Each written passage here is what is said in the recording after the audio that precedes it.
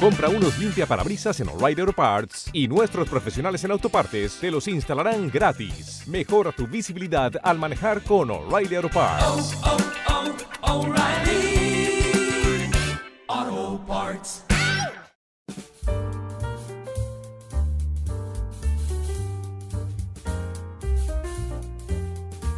La huella de la piel.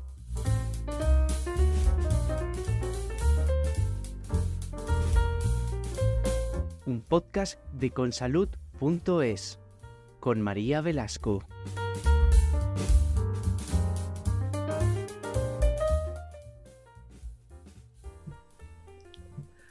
Una de las cirugías estéticas más demandadas desde hace muchos años es la relacionada con el pecho, ya sea para cambiar su tamaño, su forma o derivado de alguna intervención quirúrgica que hayamos tenido pues a causa de alguna enfermedad. Y además, aunque solemos relacionar esta intervención con las mujeres, lo cierto es que cada vez son más los hombres que también quieren cambiar el aspecto de sus mamas. Ya sea por motivos estéticos o médicos, lo cierto es que siempre debe ir acompañado de la decisión de un buen profesional que sea el que aconseje y que recomiende cuál es la mejor intervención posible. Por eso hoy en La Huella de la Piel nos acompaña la doctora Elena Jiménez, es especialista en cirugía plástica y estética y directora de la clínica Eleca Clinic. Bienvenida. Muchas gracias y muchas gracias por la invitación y es un placer estar aquí. Bueno, vamos a hablar de cirugías mamarias en todo su ámbito, porque lo cierto es que cuando hablamos de una intervención del pecho, todo el mundo piensa en se han puesto pecho, ¿no? Es un aumento. La gente la verdad es que no concibe que te puedas hacer otra cosa que no sea ponerte más tallas, ¿no? Bueno, yo creo que en la cirugía mamaria hay distintos campos, como muy bien has comentado. Efectivamente hay un campo como más dedicado a la mujer, pero efectivamente no solo es un aumento de mamas simple, sino que hay otros casos en los cuales se hace una reducción de mamas. Hay casos también en los cuales buscamos volver a tener el pecho después de los embarazos, por lo tanto se puede combinar con aumento o solo se hace una subida, pero también hay otros puntos como es las malformaciones congénitas, la llamada mama tuberosa, que también requiere de unas cirugías. Y en el caso de los hombres podemos estar hablando de las ginecomastias, que es el aumento de tamaño de la mama en el caso del varón. Muchas veces el componente es de un origen también genético, pero hay veces que ciertos medicamentos o ciertos tratamientos pueden hacer crecer el pecho. Y por último, actualmente tenemos que valorar también las mastectomías, no solo por cáncer, sino los cambios de sexo. Claro. Y entonces todo esto ha abierto todavía más el abanico a muchas opciones y las mujeres, los hombres e incluso las personas que quieren cambiar el sexo tienen no solo más opciones, sino también más tratamientos diferentes. Claro, entonces hemos visto que hay muchos tipos de intervenciones en el pecho. Vamos a ir, si quieres, viendo distintos. Por ejemplo, en la elevación de mamas, que es como el más común, el que más conocemos, y es quizá el que cuando alguien decide, bueno, me voy a meter en quirófano, que sea para, bueno, pues siempre pensamos que es para vernos mejor, ¿no? Tiene un factor también psicológico importante. ¿Cómo sería el procedimiento quirúrgico en este caso, en el caso de la elevación del pecho? En este caso, elevación del pecho, lo que nosotros llamamos mastopexia, tenemos que, desde mi punto de vista, es muy importante valorar qué quiere la paciente en ese momento. Hay mujeres que exclusivamente desean elevar el pecho, no quieren más tamaño y quieren recuperar una forma parecida a la que había antes. Pero también hay otro grupo de pacientes que quieren cierto volumen porque lo han perdido. Después de un embarazo o una lactancia, en algunos casos sí se puede producir una atrofia importante de la glándula mamaria y entonces hay un exceso de piel. En el caso de la elevación tenemos que trabajar como tres componentes. Por un lado, si la paciente quiere más volumen, hay que considerar la prótesis de mama. Por otro lado, cómo es la glándula y el exceso de piel. Y esos tres componentes, o por lo menos como mínimo dos, glándula y piel, tenemos que reconstruir o recomponer o dar una forma al pecho. Por lo tanto, siempre hay que hablar de la existencia de una cicatriz y de la existencia también de una recolocación o puntos internos de la glándula y por último valorar exactamente la forma o el volumen que desea en ese momento la paciente. Claro, si luego pensamos, como bien decías, en la elevación, que puede ir o no acompañada de un aumento, ¿el procedimiento sería también similar? ¿También dejaría una cicatriz? Sí, generalmente hay 3 cicatrices principales cuando elevamos. La cicatriz que solo es alrededor de la areola, Vale. alrededor de la areola y la vertical, o la famosa T, que es areola vertical y una horizontal en el surco de la mama. Vale. Es complicado elevar un pecho si no hay una cicatriz. Claro. Sobre todo si no incluimos una prótesis. Hay veces que la elevación es pequeña y solo con una prótesis se puede elevar, pero si la paciente no desea prótesis, tenemos que reducir la piel para que contenga la glándula de una forma más estética, Claro. o más como la paciente quiere. ¿Qué es más complejo, elevar con prótesis o sin prótesis? Bueno, hace unos años incluso la elevación con prótesis se hacía en 2 tiempos quirúrgicos, pero actualmente ya se conocen sobre todo medidas y posiciones para conseguirlo todo en una sola cirugía. Pero efectivamente, tener que conjugar 3 componentes es un poco más difícil que 2. Claro. Pero sí que actualmente lo más frecuente es hacer la elevación. Si incluimos la prótesis, hacer la elevación con la prótesis en el mismo momento quirúrgico. Y luego si pensamos en la reducción de pecho, que también, bueno, pues aunque nos parezca algo como más aislado, yo creo que está bastante también demandado, ¿no? Sobre todo muchas mujeres, pues bueno, o bien porque tienen mucho pecho, pues porque es algo genético, o bien porque son muy delgadas y tienen mucho pecho, hay muchos dolores de espalda, hay muchas circunstancias, o bueno, no se ven compensadas o no se sienten cómodas. Entonces, la reducción de pecho también existe, también se da y también hay que hablar de ella, ¿verdad? Estoy totalmente de acuerdo. De hecho, muchas mujeres vienen a la consulta y dicen, yo voy a ser la rara porque yo me quiero quitar. Claro. Y claro, no es la rara, hay muchas mujeres que se reducen el pecho. El pecho bajo los influjos de las hormonas va a cambiar. Lo más frecuente es lo que hemos comentado, que se puede producir una atrofia después de un embarazo, pero genéticamente podemos tener mucho pecho y entonces nos encontramos con chicas jóvenes que no se encuentran a gusto porque no encuentran tallas ni de bikinis ni de camisetas, que los reductores no llegan, que los sujetadores les van haciendo una marca en la zona del hombro o que incluso tienen marcas en la zona de la mama porque la intentan disimular sacándola por fuera del sujetador. Claro. Y luego, después de embarazos o, insisto, porque de joven no te has atrevido a dar el paso, también tenemos muchas mujeres que buscan una reducción de mamas.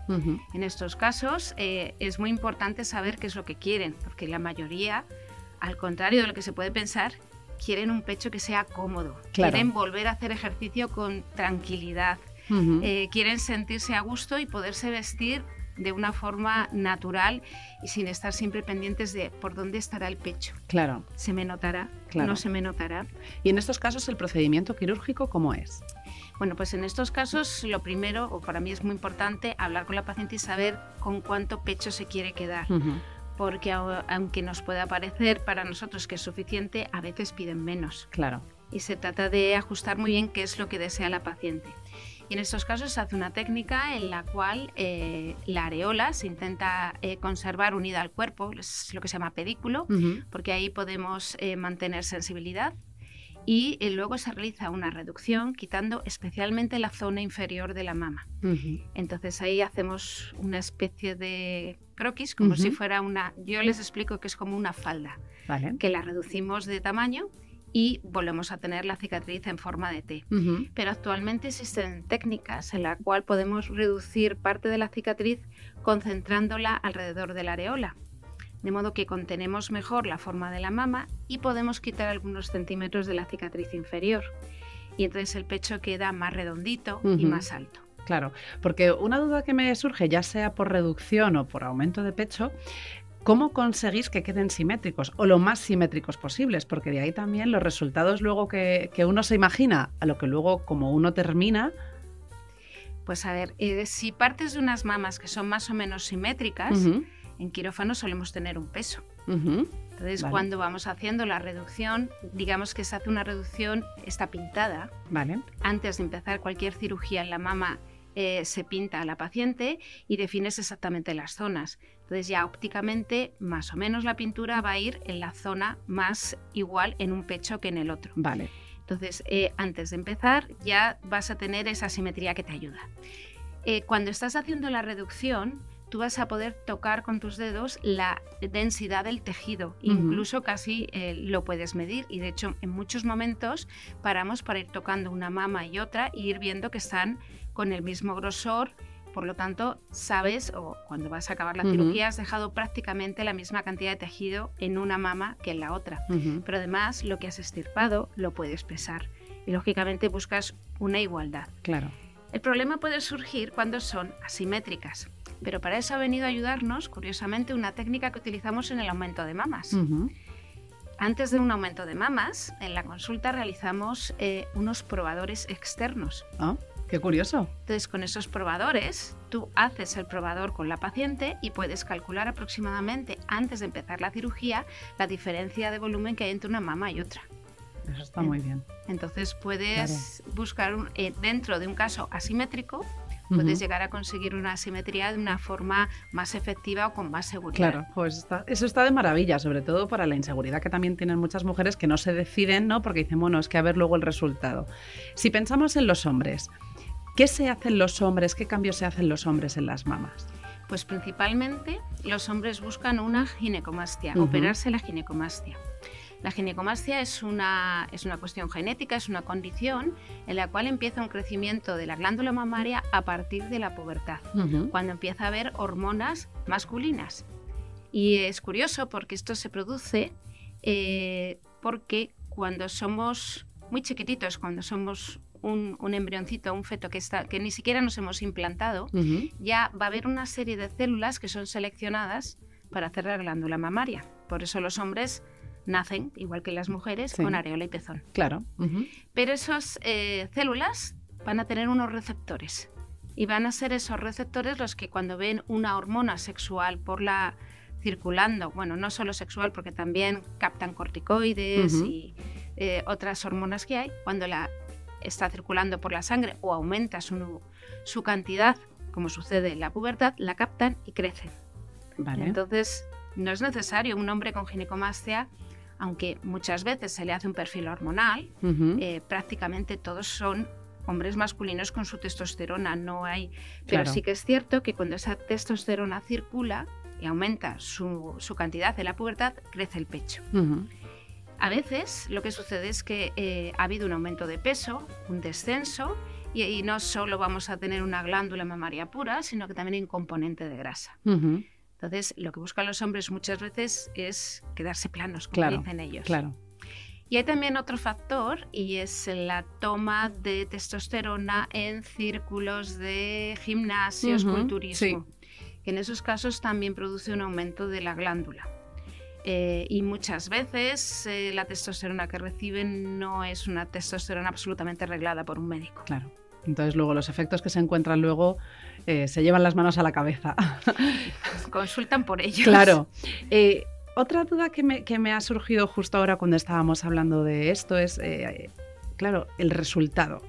Tú te imaginas en tu cabeza lo que quieres, se lo transmites a tu doctor, pero ¿y si finalmente por una cosa o por otra el resultado que has obtenido no te gusta? ¿Se puede deshacer o hacer una intervención para cambiar de nuevo?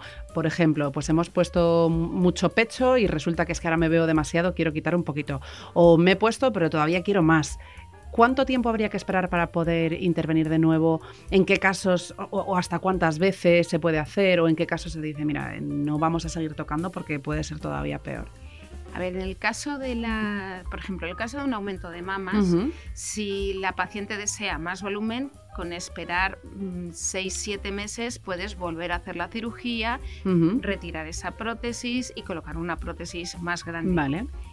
Lógicamente es bueno que se asegure la paciente que tiene ese volumen, claro, por beneficio de ella misma. En el caso contrario, pues muchas veces incluso puedes, en el momento que ya tienes lo que es la base ya más o menos estable quirúrgicamente, puedes hacer lo que es el recambio y colocar una prótesis más pequeña. Vale. Pero lo ideal es esperar como mínimo 6 meses entre una cirugía y otra. No hay un número de cirugías estipulado, por decir, puedes hacerte tantas.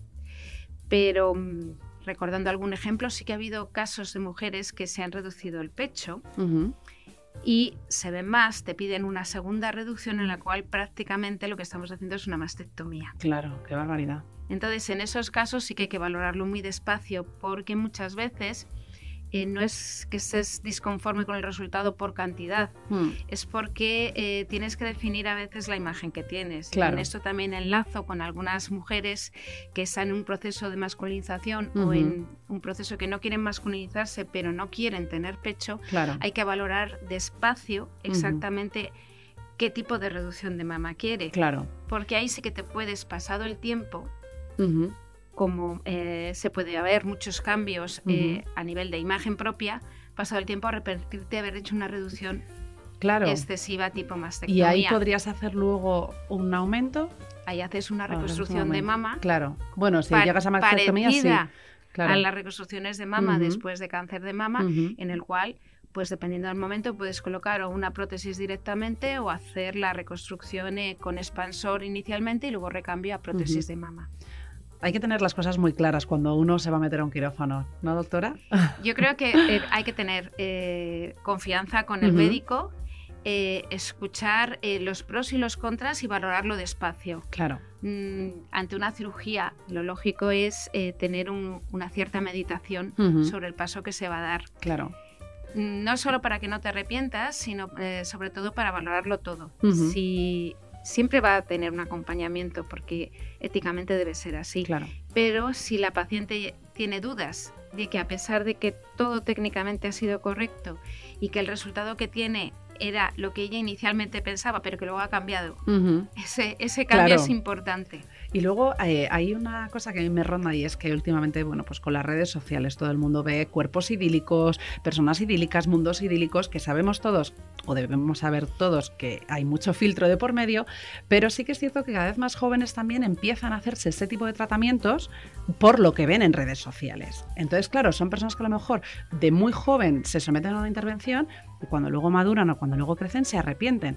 ¿Tenéis muchos casos que os lleguen de sobre todo yo creo que chicas jóvenes en este caso, que digan quiero un pecho y bueno, luego veremos qué es lo que pasa? Pues tienes razón y cada vez hay más. En España, legalmente, a partir de los 16 años, puedes realizarte una intervención y entre los 16 y los 18 solo hay que informar al padre, a la madre o al tutor que te vas a realizar la intervención, pero no puede en ningún momento impedírsela. Vale. Siempre y cuando exista una independencia económica de esa persona. Sí, claro. Si no, sí lo pueden impedir. Y a partir de los 18 son mayores de edad y se les considera totalmente en plena uso de facultades y de responsabilidad. Lo que sucede con las redes sociales, la inteligencia artificial y otro componente, que es el componente del acceso a ciertos portales sexuales de forma muy libre, es que los modelos que hay, efectivamente, en algunos casos, el pecho que piden o las reducciones que piden son un poco límites. Claro. Es también muy difícil en estas edades y con estas vivencias poderles hacer entender absolutamente todo. Entonces, muchas veces lo que se reciben son segundas intervenciones que lo piden pues cuando tienen más edad de reducción de volumen en el caso de del aumento de pecho. O sea, cambiar un poco esa locura que se hizo en la juventud, ¿no? Bueno, y sobre todo en las decisiones, a veces incluso esas decisiones no son ni siquiera propias. Ya, también. Sino que están inducidas o por lo que les rodea o por la persona que tienen más cercana en ese momento. Claro. Y como en la vida hay que estar preparado para los cambios, claro, porque es un continuo fluir y un continuo cambio, muchas veces encuentras que ese punto hay que modificarlo. Claro. Pero eso cada vez hay más. Y el tema de la inteligencia artificial va a ser un tema que será un debate ya, no del futuro, sino prácticamente del presente. Luego hay otro punto que a mí me gustaría que comentásemos y es, claro, estamos hablando de salud mental. Hay mucha gente que recurre a estas cirugías pues porque lleva años acomplejados, o por tener mucho pecho, o por tener poco pecho, o por tenerlos asimétricos, o por cualquier cosa. Entonces, muchas veces se demoniza la intervención quirúrgica, cuando realmente a lo mejor sí que está haciendo un bien para esa persona en concreta, porque cuando por fin pasa por quirófano dice, wow, ahora sí que me veo, ahora sí que me acepto, ahora sí que me encuentro bien y cómoda conmigo misma, ¿no? El tema mental es un tema que siempre que inicias una primera consulta con una paciente siempre está ahí. Tanto porque en algunos casos efectivamente le estás ayudando, pero en otros casos hay que tener también cuidado. Claro. Porque te puedes encontrar con pacientes que su imagen la tienen con una distorsión que no es real. Entonces hay que intentar hacerles ver que pueden existir otras opciones, o intentar hacerles ver que no es cuestión que todo el mundo tenga que aceptarse a sí mismo. Por ejemplo, en las reducciones mamarias, cuando realizas la intervención, realmente estás dando calidad, calidad de vida, porque son mujeres que no pueden correr, por ejemplo. Claro. Porque no hay ni sujetadores que sean capaces de sujetar el volumen del pecho, y además se sienten francamente incómodas. Cuando van al gimnasio pueden tener efectivamente una ropa de cintura hacia los pies, pero de cintura hacia arriba tienen otra ropa totalmente distinta. No hay camisetas, no hay bikinis. Entonces, el hacer una cirugía para ellas es un cambio para conseguir realmente incluso normalizarse en un simple sujetador. Ir a comprar un sujetador para ellas pasa de ser una cosa que es un sufrimiento a decir, bueno, ahora mismo tengo el sujetador que va acorde con mi imagen y con mi idea. En muchos aumentos de mamas también te encuentras eso mismo, sobre todo en las malformaciones congénitas, la mama tuberosa. O sea, también recuerdo, me acuerdo de una paciente que tuve que con 14 años y pidiendo un informe psicológico y un informe del pediatra, porque con 14 todavía pertenecen al pediatra, se hizo la cirugía sobre el pecho. Pero yo creo que es un caso muy, muy especial y muy límite, porque ella misma decía, es que cuando estoy con mis amigas, soy la rara, porque pues bueno, pues ellas se pueden cambiar, pero yo no. Claro. Es que es muy importante. Y luego lo que yo creo que ha salido varias veces en la conversación es el acompañamiento de un buen profesional que sea el que te aconseje, el que te diga un poco y te oriente, ¿no? Yo creo que eso es lo que da la confianza al paciente. Si cuentas con una persona que no va a exagerar problemas, que te puede preparar los riesgos que hay, de modo que si por algún casual surgiera un riesgo, sabe perfectamente por dónde hay que ir, y desde luego cuando surgen dudas, cuando surgen alguna idea, pues inmediatamente después de la cirugía, que hay dolor, hay molestia, y la persona es como más vulnerable, y tú en ese momento estás, por ejemplo, en nuestra clínica siempre tenemos lo que son las sesiones de recuperación, que empezamos prácticamente a los 2-3 días, porque sabemos que es muy importante. Vamos a quitar dolores porque quitamos inflamación, vamos a empezar a movilizar ciertos músculos con muchísimo cuidado para que no se contracturen. Todo eso ayuda mucho a que el paciente se sienta cómodo y sobre todo confíe y vaya viendo desde muy pronto que el resultado va avanzando por el camino correcto. Justo te iba a preguntar que cómo es una recuperación después de una intervención de cirugía de mama, qué hay que tener en cuenta, qué precauciones hay que tener o qué complicaciones pueden surgir. Bueno, después, como la cirugía de mama es muy amplia, por ejemplo, en el caso de los aumentos de mama o de la corrección de las mamas tuberosas con prótesis, lo que principal hay es la molestia de la movilización del músculo. Entonces, igual que en las mastopexias con prótesis, pero ahí varía un poquito. Pero, ahí sí que se hace un trabajo para buscar bajar inflamación, un trabajo a veces incluso para decontracturar la espalda, porque como sienten dolor se ponen rígidas, y entonces luego duele la espalda. Y has operado el pecho, pero es un poco por la contractura muscular que viene. En el caso, por ejemplo, de las reducciones, suelen molestar muy poquito. Suelen molestar muy poquito, y además son las pacientes que ven desde el principio el cambio importante que ha tenido su cuerpo y se sienten muy a gusto y muy bien. Por ejemplo, las ginecomastias también. Generalmente en casi todos los casos se coloca o un sujetador o una prenda de presoterapia que se mantiene un tiempo, que generalmente pues, suele ser de 3 a 4 semanas. En algunos casos, por ejemplo, incluimos muy rápido marcar el surco, porque es especial esos casos, pero bueno, principalmente lo que más hay es la molestia que hay de la movilización del músculo.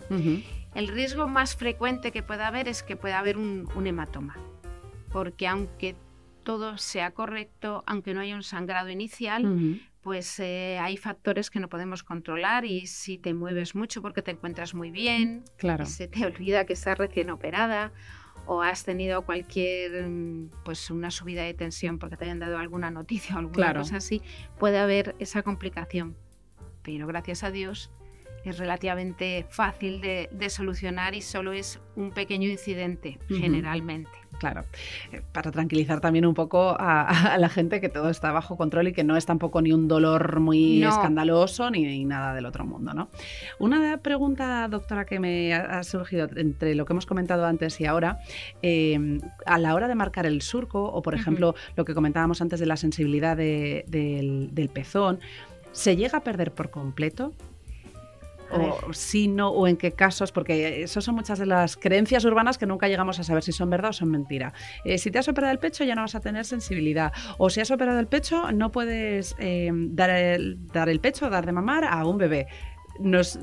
¿Qué mitos son verdad y cuáles no? Bueno, cada caso va a ser un poco diferente. Ujú. En los casos en los cuales vas a trabajar mucho la glándula mamaria, como pueden ser las reducciones de mama o Ujú. las mamas tuberosas que necesitan trabajo glandular, en esos casos no se recomienda dar de mamar porque has desconectado parte de la glándula con la salida natural a través del pezón de los canalículos de la leche. Ujú. Entonces se pueden formar quistes de leche que se infecten y generen una mastitis. Claro. Entonces en esos casos efectivamente no se recomienda dar de mamar. Ujú. En el caso de los aumentos de mama, como la prótesis se va a colocar directamente detrás de la glándula o incluso, en otros casos, debajo parcialmente del músculo, en esos casos el tejido mamario queda intacto Ujú. y sí se puede dar de mamar.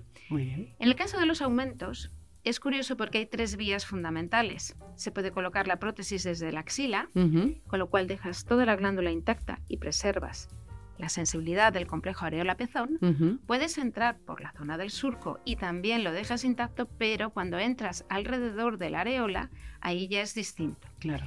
Y en esos casos, aunque se recupera, no hay una seguridad de que la recuperación llegue al 100% de los Ujú. casos. Sí, hay una serie de casos que no van a volver a recuperar dicha Claro. sensibilidad. ¿Y el por dónde se entra es una decisión del médico, entiendo? ¿En base a qué? La decisión de entrar por una zona u otra Ujú. hay que valorar, por un lado, cómo es la estructura del pecho de la mujer. Ujú.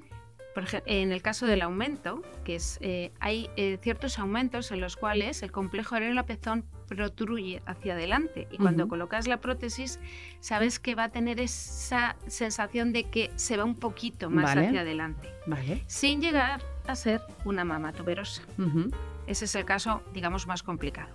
Cuando colocas una prótesis por la zona del surco, por la zona de la axila, la zona del surco es la zona más limpia hablando de bacterias. Ujú. Porque es una zona que es como una piel, como de cualquier otra piel de otra cirugía. Tú vas a poderla limpiar lo más posible, vas a poderla desinfectar lo más posible y a través de esa incisión vas a colocar la prótesis, Ujú. además de trabajar esa zona con lo que es una especie de cubierta de plástico para que la prótesis entre todavía sin rozar la piel. Vale. La segunda opción mejor es la axila, porque ahí también, aunque hay mayor cantidad de bacterias y bacterias de un tipo distintas, es una zona que se puede limpiar bastante bien y está Ujú. alejada de la posición de la prótesis. Ujú. El complejo areola-pezón está muy cerca del pezón. Claro. Y en el pezón tenemos la primera parte o el final de los canalículos de la leche. Ujú. Y esa es una zona que tiene bacterias que viven ahí de forma natural Ujú. y que forman parte de la piel. Cuando colocas la prótesis a través de la areola, se va a producir una expresión de la zona sebácea o de la Ujú. grasa que está ahí. Claro. Y puede entrar esa grasa con la prótesis acompañando Claro. con alguna bacteria. De hecho, estadísticamente hay más contractura capsular, que es una complicación, que es que el pecho se ponga duro Ujú. cuando se realiza la intervención por la areola. Vale. Y puede haber más pérdida de sensibilidad cuando se realiza la intervención por la areola. Ujú. De hecho, el trabajo tanto por axila como por el surco tapas específicamente el complejo areola-pezón con un plástico que se pega para que no Para evitar entre en riesgos. contacto con el campo Ujú. quirúrgico. Ujú. Por último, doctora, ¿qué consejo le darías a aquellas personas que estén pensando en hacerse un cambio en el pecho y que están todavía un poco dudosos o que no se atreven? Bueno, lo primero es que creo que hay que ir a un profesional adecuado. Hay que ir, desde mi punto de vista, a un cirujano plástico que tenga pues su experiencia y que tenga su formación adecuada. Desde mi punto de vista, no mirar más de 3 o 4 para poder hacer una elección sin volverse locos. Pensar también que en redes sociales va a haber casos fantásticos, maravillosos y perfectos, pero que también es bueno ver algún caso que no haya sido tan perfecto. No obsesionarse con quiero redondas o quiero anatómicas, en el caso de los aumentos, porque va a depender mucho de lo que se tiene en el pecho y de lo que se quiere conseguir. Claro. Y buscar un profesional en el cual confíe, que se encuentre a gusto, que sea un profesional que le dé buenas vibraciones. Porque en todo el proceso se va a encontrar mucho mejor y más acompañada si existe una buena relación médico-paciente y no solo una confiabilidad en esa persona, que si tiene alguna duda. Pues muchísimas gracias, doctora Elena Jiménez, por acompañarnos en La Huella de la Piel. Ha sido muy interesante y sobre todo yo creo que hemos despejado muchas dudas en torno a las cirugías mamarias. Pues muchísimas gracias por la invitación y bueno, pues estoy encantada de estar aquí, sobre todo de poder ayudar a las personas que tengan alguna duda y de verdad muchas gracias por la invitación. Gracias.